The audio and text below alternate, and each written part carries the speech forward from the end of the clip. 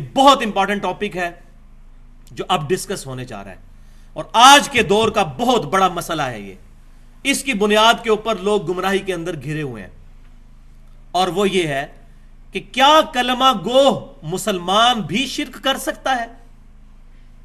لوگ کہتے ہیں دیکھیں جی، ایک طرف کہتے ہیں کلمہ گو ہے، کلمہ پڑھ لیا، اب اس کو مشرک بھی کہتے ہیں.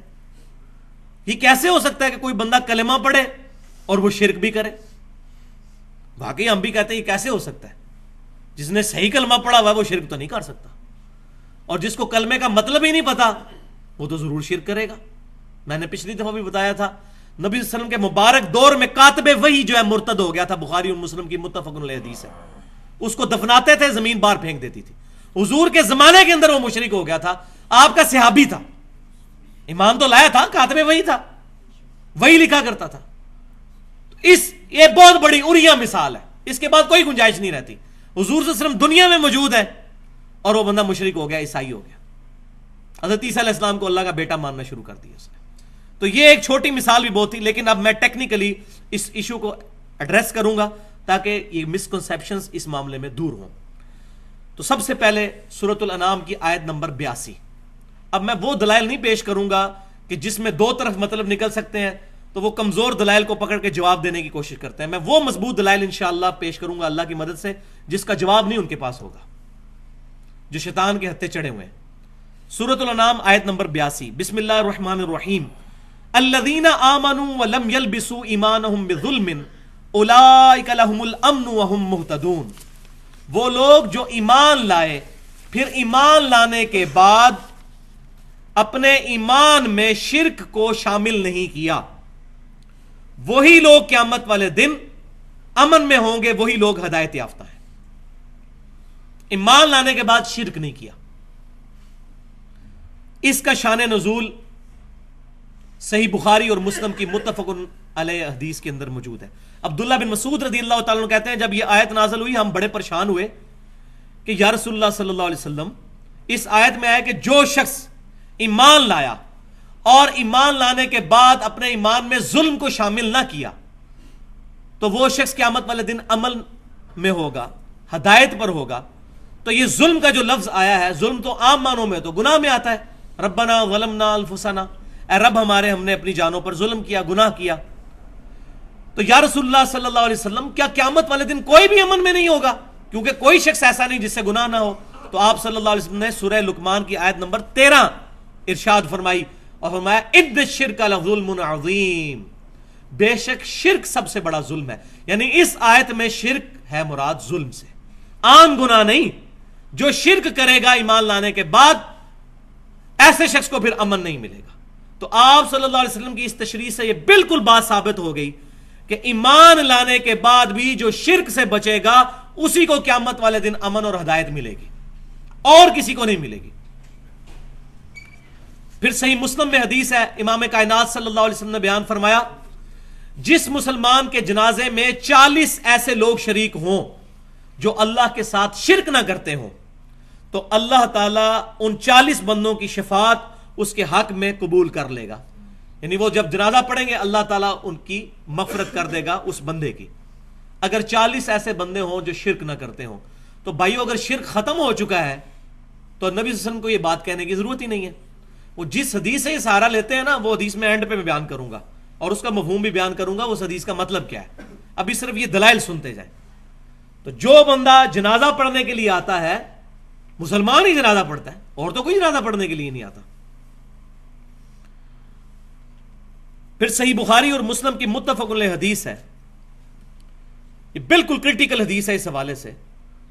تم لوگ بھی اگلے لوگوں کے راستے پر چل پڑو گے، قدم با قدم، بالشت بر بالشت، حتیٰ کہ اگلے لوگوں میں سے کوئی شخص گوہ کے سوراخ میں داخل ہوا تو تم لوگ بھی وہی کام کرو گے. یعنی اپنے امتیوں کو آپ صلی اللہ علیہ وسلم بیان فرما رہے ہیں. صحابہ کرام نے پوچھا یا رسول اللہ صلی اللہ علیہ وسلم، یہ اگلے لوگ جو گزر چکے اس سے مراد یہودی اور عیسائی ہیں؟ آپ نے فرمایا اگر وہ مراد نہیں تو پھر کون لوگ مراد ہیں؟ یعنی جو خرابیاں یہودیوں اور عیسائیوں میں پیدا ہوئیں تم میں بھی پیدا ہوں گی. اب یہ حدیث پیش کر کے ہمارے پاکستان میں ایک بہت بڑے عالم ہیں جو ہر سال توحید کانفرنس کر رہے ہیں، اور اس کانفرنس کا مقصد اثبات توحید نہیں ہوتا بلکہ شرک کی تمام اقسام کو قرآن حدیث سے ثابت کرنا ہوتا ہے. ڈاکٹر آصف اشرف جلالی صاحب، اور توحید کانفرنس میں یہ حدیث انہوں نے بیان کی ہے، وہ پورا میں نے ان کا میگزین پڑھا ہے، وہ اخبار جس کے اندر آیا ہے. وہ کہتے ہیں جی یہ جو حدیث ہے نا، تم بھی اگلے لوگوں کے راستے پہ چل پڑو گے، اس سے مراد یہ نہیں ہے کہ یہود و نصارہ کی طرح یہ امت شرک کرنا شروع کر دے گی. اس سے مراد یہ ہے کہ یہ جس طرح انگریز فیشن کریں گے، یہود و نصارہ جو لباس پہنتے ہیں، مسلمان بھی وہی لباس پہننا شروع کر دیں گے، وہی حرکتیں شروع کر دیں. عقیدے کی بات نہیں ہو رہی، حالانکہ اس حدیث میں تو ایسی بات کوئی نہیں ہے، کیٹاگوریکل مینشن ہے، مطلقاً ہے. لیکن وہ کہتے ہیں اس سے مراد یہ ہے. For the sake of argument ہم ایگری کرتے ہیں. لیکن بھائیو الحمدللہ کتب احادیث کے اندر اس حدیث کا موقع اور محل بھی، شان فرمان بھی موجود ہے کہ کس جگہ پر آپ نے یہ بات ارشاد فرمائی تھی. وہ جامعہ ترمذی کے اندر صحیح سند کے ساتھ حدیث موجود ہے. ابو واقد رضی اللہ تعالیٰ عنہ کہتے ہیں جب ہم غزوہ حنین کے لیے جا رہے تھے تو راستے میں ایک درخت آیا جس کو ذات انوات کہا جاتا تھا، جس پر مشرکین جنگ میں فتح کے لیے برکت کے طور پر اپنا اسلحہ لٹکایا کرتے تھے. تو صحابہ کرام میں سے کچھ نے عرض کیا یا رسول اللہ صلی اللہ علیہ وسلم، آپ بھی ہمارے لیے کوئی ایسا درخت مقرر فرما دیں جہاں پر ہم اپنا اسلحہ لٹکا لیا کریں برکت کے لیے، جس طرح یہ مشرکین کرتے ہیں. تو آپ صلی اللہ علیہ وسلم نے کہا سبحان اللہ. یہ جو جملہ بولا جاتا ہے یعنی اللہ پاک ہے، اس کو آپ بریکٹ میں سمجھ لیں، معذوف ہے سبحان اللہ عما یشرکون. اللہ پاک ہے اس شرک سے جو لوگ کرتے ہیں. سبحان اللہ، اللہ پاک ہے. تم نے تو آج وہی بات کر دی جو موسیٰ علیہ السلام کے امتیوں نے کہی تھی. سورۃ الاعراف آیت نمبر 138 آپ صلی اللہ علیہ وسلم نے تلاوت فرمائی کہ جب ان کی قوم ایک ایسی جگہ سے گزری جہاں لوگ بتوں پر اعتکاف کیے ہوئے بیٹھے ہوئے تھے تو انہوں نے کہا اے موسیٰ علیہ السلام، آپ ہمارے لیے بھی کوئی اس طرح کا بت بنا دیں جس پر ہم بیٹھ جایا کریں عبادت کے لیے. تو آپ صلی اللہ علیہ وسلم نے اس کو بت کے ساتھ تشبیہ دی. دیکھیں درخت کو آج بھی ہو رہا ہے، آپ دیکھ لیں یہ جتنے مزارات ہیں درخت ہیں ان کے ساتھ ٹاکیاں بھی وہ باندھی ہوئی ہوتی ہیں کپڑے کی مختلف اور منتیں مانی، بالکل سیم وہی چیز چل رہی ہے. تو آپ صلی اللہ علیہ وسلم نے فرمایا کہ تم نے وہی بات کر دی جو موسیٰ کے لوگوں نے کی تھی. موسیٰ علیہ السلام دنیا میں موجود تھے، پھر آپ نے یہی بات ارشاد فرمائی جو بخاری اور مسلم میں ہے، تم بھی اس ذات کی قسم جس کے قبضہ قدرت میں میری جان ہے، قسم اٹھا کے اللہ کے نبی کہہ رہے ہیں، تم بھی اسی راستے پر چل پڑو گے جس پر پچھلے لوگ چلے تھے، جو پہلے لوگ گزر چکے. اب آپ صلی اللہ علیہ وسلم کے یہ حدیث کا کانٹیکسٹ ہی بتا رہا ہے کہ شرک کے حوالے سے اب تو گنجائش ہی نہیں رہ جاتی کو بندہ انکار کرے. تو حدیث کی حفاظت کرتی ہے، کوئی باطل اس میں داخل نہیں ہو سکتا. پھر صحیح بخاری اور مسلم کی متفق علیہ حدیث ہے، سیدہ عائشہ کہتی ہیں حضور صلی اللہ علیہ وسلم کے بیماری کے دن تھے آخری، اور حضور کی دو بیویاں بیٹھ کے گفتگو کر رہی ہیں، ام سلمہ اور ام حبیبہ رضی اللہ تعالی عنہن، کہ جب ہم حبشہ گئے تھے ہم نے ماریا نام کا ایک گرجا دیکھا تھا جہاں بہت تصویریں لٹکی ہوئی تھی. تو نبی صلی اللہ علیہ وسلم جلال میں آئے، آپ صلی اللہ علیہ وسلم نے فرمایا یہی تو ان لوگوں میں خرابی تھی، جب ان میں کوئی نیک آدمی فوت ہو جاتا تھا تو وہ اس کی قبر پر مسجد بنا لیتے تھے، پھر وہاں اس کی تصویریں لٹکا لیتے تھے اور وہاں پر سجدے شروع کر دیتے تھے. قیامت والے دن اللہ کے حضور بدترین مخلوق ہوں گے یہ لوگ، بدترین مخلوق، والعیاذ باللہ. یہ بخاری اور مسلم کی متفق علیہ حدیث ہے. پھر صحیح مسلم کی حدیث ہے، یہ ہمارا پورا ریسرچ پیپر اس پہ چھپ چکا ہے، رسول اللہ کی آخری وصیت ہے، وہ انشاءاللہ ربیع الاول پہ ایڈریس بھی کریں گے اس کو ڈیٹیل کے ساتھ، کہ آپ صلی اللہ علیہ وسلم نے وفات سے 5 دن پہلے، صحیح مسلم کے الفاظ ہیں، جندب رضی اللہ تعالیٰ عنہ کہتے ہیں 5 دن پہلے حضور نے ہمیں ایک بات ارشاد فرمائی، دیکھنا تم سے پہلے جو لوگ تھے ان میں کوئی نیک آدمی فوت ہو جاتا تھا، لوگ اس کی قبر پہ سجدے شروع کر دیتے تھے، خبردار میں تمہیں منع کرتا ہوں یہ بات نہ کرنا. اور پھر بخاری اور مسلم کی متفق علیہ حدیث، حضور صلی اللہ علیہ وسلم کے بارے میں سیدہ عائشہ کہتی ہیں جب جس بیماری میں آپ کی وفات ہوئی آپ صلی اللہ علیہ وسلم اپنی چادر اپنے سر مبارک سے اتارتے تھے، چہرہ مبارک سے ہٹاتے تھے اور بار بار یہ کہتے تھے لعنت اللہ علی الیہود والنصارى اتخذوا قبور انبیائہم مساجدا، اللہ کی لعنت ہو یہودیوں اور عیسائیوں پر، انہوں نے اپنے نبیوں کی قبروں کو سجدہ گاہ بنا لیا تھا. والعیاذ باللہ تعالی. اس کے آگے حضرت عائشہ کے کامنٹس ہیں بخاری اور مسلم میں جو اس حوالے سے کلیئر کریں گے مسئلے کو. سیدہ عائشہ کہتی ہیں اگر ہمیں یہ ڈر نہ ہوتا کہ لوگ رسول اللہ کی قبر پر سجدے شروع کر دیں گے تو ہم آپ صلی اللہ علیہ وسلم کی قبر مبارک کو زائرین کی زیارت کے لیے عام کھول دیتے، لیکن ہمیں ڈر تھا، اور حضور صلی اللہ علیہ وسلم بھی ہمیں اسی بات سے ڈرا رہے تھے۔ حضرت عائشہ کو تو ڈر تھا شرک کا، پاکستان کے مولوی کو 1400 سال بعد کوئی ڈر ہی نہیں ہے۔ ان سے زیادہ کون نبی صلی اللہ علیہ وسلم کی باتوں کا فہم رکھنے والا تھا؟ پھر مسند امام احمد کے اندر صحیح سند کے ساتھ حدیث موجود ہے، نبی صلی اللہ علیہ وسلم نے دعا فرمائی اللہم لا تجعل قبری وثنا یعبد، اے اللہ میری قبر کو وہ بت نہ بننے دینا کہ لوگ اسے پوجنا شروع کر دیں۔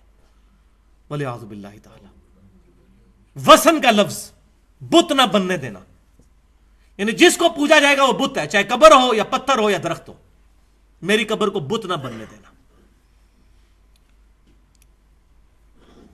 تو یہ احادیث تھیں جو بالکل یہ بات کلیئر کرتی ہیں کہ آپ صلی اللہ علیہ وسلم کو بھی خدشہ تھا، صحابہ کرام کو بھی خدشہ تھا۔ پھر صحیح بخاری کے اندر نبی صلی اللہ علیہ وسلم کا یہ فرمان بھی موجود ہے، دیکھنا میری شان کو اس طرح بلند نہ کرنا جس طرح عیسائیوں نے، نصارہ نے اپنے نبی کی شان کو بلند کر دیا تھا، میں اللہ کا بندہ اور اس کا رسول ہوں، مجھے اللہ کا بندہ اور اس کا رسول ہی کہنا۔ آپ وسلم کو کیوں ٹینشن تھی؟ وہ آج پتہ چل رہا ہے ہمیں، جب ہمیں مسجد سے سننے کو ملتا ہے نور من نور اللہ، اللہ کے نور میں سے نکلا ہوا نور، اور اللہ کہہ رہا ہے لم یلد ولم یولد، اللہ میں سے نہ کوئی نکلا نہ اللہ کسی میں سے نکلا۔ یہ صحیح ترجمہ ہے اس کا، بالکل اپروپریٹ ٹرانسلیشن، نور من نور اللہ۔ وہی یہود و نصارہ والے کام شروع ہو گئے یہاں پر بھی، اللہ تعالی ہمیں محفوظ کرے۔ اب ہم اس آخری بات کی طرف آتے ہیں کہ یہ امت خوش نصیب امت ہے اس حوالے سے کہ اللہ تعالیٰ نے اس امت کے ایک گروہ کو قیامت تک کے لیے شرک سے محفوظ کر دیا، ایک گروہ کو۔ وہ جو حدیث پیش کرتے ہیں وہ اب آپ سن لیں۔ صحیح بخاری اور مسلم کی متفق علیہ حدیث ہے کہ آپ صلی اللہ علیہ وسلم نے غزوہ احد کے جو شہداء تھے ان پر 8 سال کے بعد نماز جنازہ پڑھی، اپنی وفات سے چند دن پہلے قبر پہ جا کے۔ پھر آپ صلی اللہ علیہ وسلم نے وہاں ایک خطبہ دیا جس میں آپ صلی اللہ علیہ وسلم نے فرمایا مجھے تمہارے بارے میں شرک کا خدشہ نہیں ہے، البتہ مجھے یہ ڈر ہے کہ تم دنیا کے مال کے اندر دنیا میں رغبت کرنا شروع کر دو گے۔ اس حدیث کو پیش کر کے کہتے ہیں کہ آپ صلی اللہ علیہ وسلم نے چونکہ فرما دیا کہ مجھے شرک کا خدشہ نہیں ہے، لہذا شرک بالکل ختم ہو گیا۔ تو پہلی بات یہ ہے کہ اس خطبے کے بعد وہ حدیث آتی ہے جو آپ صلی اللہ علیہ وسلم کی وفات سے جسٹ پہلے بستر مرگ پر ہے کہ اللہ کی لعنت ہو یہود و نصارہ پر، انہوں نے اپنے نبیوں کی قبروں کو سجدہ گاہ بنا لیا تھا، اور حضرت عائشہ کہہ رہی ہے کہ رسول اللہ صلی اللہ علیہ وسلم ہمیں ڈرا رہے تھے کہ یہ کام نہ کرنا۔ اگر اللہ نے آپ کو گارنٹی دے دی تھی کہ امت شرک نہیں کرے گی تو حضور کو ڈرانے کی کیا ضرورت تھی؟ کیا اللہ تعالیٰ پر ایمان نہیں تھا نبی صلی اللہ علیہ وسلم کا؟ نعوذ باللہ، ان سے بڑھ کر کون کامل الایمان ہو سکتا ہے؟ وہ مطلب جو لیا گیا اس حدیث سے وہ یہ نہیں ہے۔ یہ آپ اس حدیث کو غور سے سنیں کہ مجھے تم سے خدشہ نہیں شرک کا، یہ پرٹیکولر خطاب ہے اس گروہ کے ساتھ جو گروہ قیامت تک شرک سے محفوظ رہے گا۔ اس زمانے میں وہ گروہ صحابہ کرام پر مشتمل تھا، اور پھر قیامت تک انہی کے پیٹرن پر مان علی و اصحابی کے تحت ایک گروہ شرک سے محفوظ رہے گا۔ صحابہ کرام علیہم رضوان اس زمانے میں اس امت کے ریپریزنٹیٹو تھے، اس وقت کوئی فرقے نہیں بنے ہوئے تھے۔ پھر انہی کے پیٹرن پر ایک گروہ قیامت تک حق پر قائم رہے گا، اور یہ میں بات اپنی طرف سے نہیں کر رہا، یہ بخاری اور مسلم کی متفق علیہ حدیث ہے کہ آپ صلی اللہ علیہ وسلم نے فرمایا میری امت کا ایک گروہ قیامت تک حق پر قائم رہے گا، کوئی نقصان پہنچانے والا ان کو نقصان نہیں پہنچا سکے گا، وہ غالب رہیں گے علمی دلائل کے اوپر، ویسے نہیں، علمی دلائل کے اوپر، حتیٰ کہ قیامت آ جائے گی۔ ایک گروہ، اس ایک گروہ کے بارے میں بشارت ہے وہ شرک نہیں کرے گا۔ بنی اسرائیل میں تو سارے کے سارے گروہ شرک میں مبتلا ہو گئے، لیکن یہ امت توحید ہے، اس کا ایک گروہ قیامت تک حق پر قائم رہے گا۔ اور یہی جو حدیث بخاری اور مسلم کی ہے، اس کا بھی آپ شان ارشاد اگر پڑھ لیں سنن ابی داؤد کے اندر، اس کے اندر موجود ہے پوری حدیث، ترمذی میں بھی ابو داؤد میں بھی، کہ نبی صلی اللہ علیہ وسلم نے فرمایا قیامت اس وقت تک قائم نہیں ہوگی جب تک میری امت میں سے کچھ قبائل مشرکین میں سے نہ جا ملے اور دوبارہ سے بتوں کی پوجا نہ شروع کر دیں۔ یہ واضح الفاظ۔ پھر آپ ساتھ ہی فرما رہے ہیں بتوں کی پوجا شروع ہو جائے گی اور میرے بعد 30 جھوٹے دجال پیدا ہوں گے جن میں سے ہر شخص یہ دعویٰ کرے گا میں اللہ کا نبی ہوں، حالانکہ انا خاتم النبیین لا نبی بعدی، میں خاتم النبیین ہوں، میرے بعد کوئی نبی نہیں۔ اور پھر آپ نے فرمایا اس کے بعد کہ میری امت کا ایک گروہ قیامت تک حق پر قائم رہے گا، کوئی نقصان پہنچانے والا اس کو نقصان نہیں پہنچا سکے گا۔ اب اس آیت، اس حدیث کا بھی شان ارشاد پتہ چل گیا کہ کس موقع پہ آپ نے فرمایا تھا۔ پہلے آپ نے ذکر کیا کہ امت میں اس طریقے سے لوگ مشرکین کے ساتھ ملیں گے، بتوں کی پوجا شروع کریں گے، لیکن ایک گروہ بچ جائے گا، تو پتہ چل گیا۔ سنن ابی داؤد کے اندر حدیث ہے کہ آپ صلی اللہ علیہ وسلم نے فرمایا کہ 72 فرقے میری امت کے دوزخ میں جائیں گے۔ تو دوزخ میں کیوں جا رہے ہوں گے وہ؟ مسلمانوں کے فرقے، غیر مسلموں کو چھوڑ دیں۔ قادیانی فرقہ کہاں سے نکلا ہے؟ مسلمانوں میں سے۔ حلولیہ کہاں سے نکلے ہیں؟ مسلمانوں میں سے بھی۔ یہ لوگ شرک نہیں کر رہے۔ تو یہ حدیث بالکل آؤٹ آف کنٹیکسٹ پیش کی جاتی ہے۔ اس کا مفہوم صرف یہ ہے کہ میری امت ایز اے ہول، پوری امت گمراہ نہیں ہوگی جس طرح بنی اسرائیل ہو گئی تھی۔ ایک گروہ یہاں پر حق پر قائم رہے گا، اور وہ المستدرک للحاکم میں صحیح سند کے ساتھ حدیث موجود ہے۔ آپ صلی اللہ علیہ وسلم نے فرمایا کہ میری پوری امت کبھی بھی گمراہی پر جمع نہیں ہوگی، کبھی بھی ایسا نہیں ہوگا۔ ایک گروہ اختلاف کرتا رہے گا، ضرور حق پر قائم رہے گا۔